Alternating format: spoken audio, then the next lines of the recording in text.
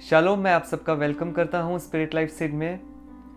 जैसा कि पिछली 2 वीडियोस में हमने देखा कि वाइस मैन जो ज्योतिषी थे, हम उनकी आराधना से सीख रहे हैं कुछ पॉइंट्स, कुछ तरीके कि हमें यीशु मसीह के पास कैसे जाना है, आराधना में कैसे जाना है। सबसे पहले हमने देखा कि सबसे पहला पॉइंट, अगर आप पहली वीडियो देखेंगे इसमें, तो पहला पॉइंट था कि उनका मोटिव, जैसा वचन कहता है, वो यीशु के पास गए उसकी आराधना करने, कुछ मांगने के लिए नहीं, उसको यूज़ करने के लिए नहीं, लेकिन सिर्फ उसको वर्शिप करने के लिए।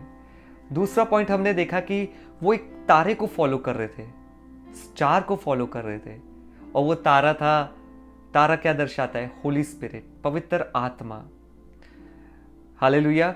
आज हम थर्ड पॉइंट, जो बहुत ही इंपॉर्टेंट पॉइंट है, तीसरा पॉइंट, हम फिर से वचनों में से देखेंगे कि जब ये ज्योतिषी यीशु के पीछे चले, उसकी आराधना करने चले, तो इनकी आराधना में क्या मिसिंग था और उसको उन्होंने करेक्ट कैसे किया।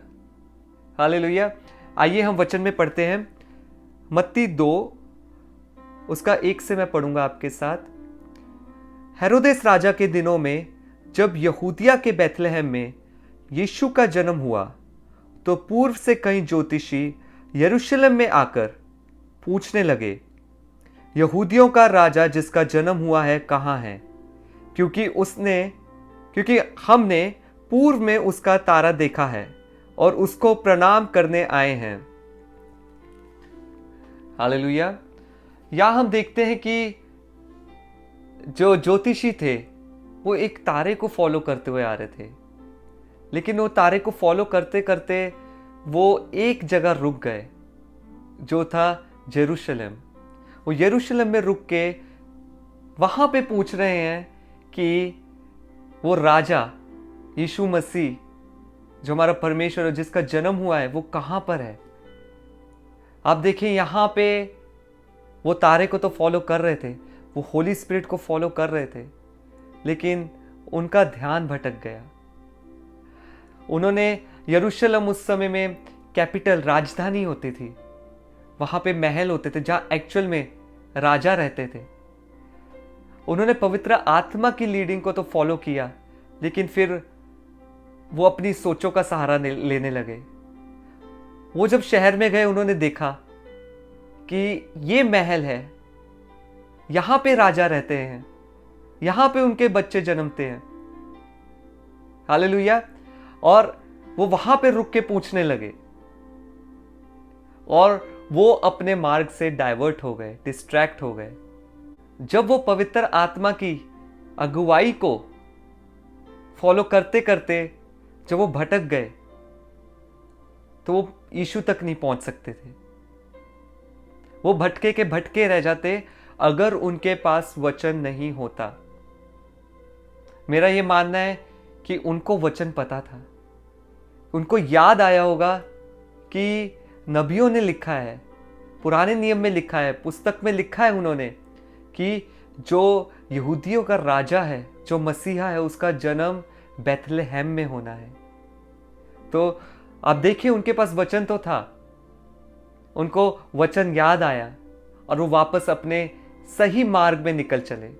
और यहां आप देखेंगे, जब वो पवित्र आत्मा की अगुवाई में थे, वो तारा वहीं था उनको, उनके इंतजार में कि वो वापस आए और तारा उनको फिर से अगुवाई दे। और वो तारे के सहारे ही, वो स्टार जो उनको लीड कर रहा था, वो तारे के सहारे ही यीशु मसीह तक पहुंचे। हालेलुया। तो आप देखें कि वचन कितना इंपॉर्टेंट है। अगर हमारे पास वचन नहीं है तो हम भटक जाएंगे। हम वचन के बिना अपनी समझ का सहारा लेंगे, जैसे इन ज्योतिषियों ने किया, जैसे इन वाइसमैन ने किया, जो इन्होंने अपनी समझ का सहारा लिया।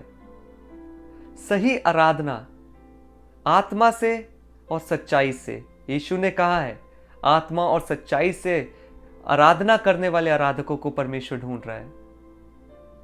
तो आत्मा ही काफी नहीं, लेकिन सच्चाई, जो उसका वचन है, उसको भी लेके आराधना करें।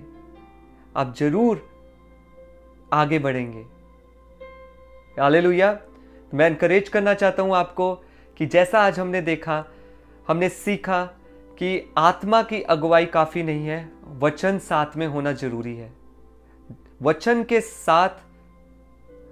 साथ हमें आराधना करना जरूरी है। हालेलुया। तो जब ये आत्मा और वचन साथ साथ चलता है, तब आप सामर्थ को पाते हैं, तब आप सामर्थ को देखते हैं, तब आप यीशु तक पहुंचते हैं। आमीन। मेरी ये दुआ है आपके लिए कि जब आप अब अपनी पर्सनल वर्शिप में जाएं, जब आप आराधना करें, तो आप वचन को, परमेश्वर आपके वचन के ज्ञान को खोले और आप वचन के सहारे, साथ साथ आत्मा के सहारे उसकी आराधना करें।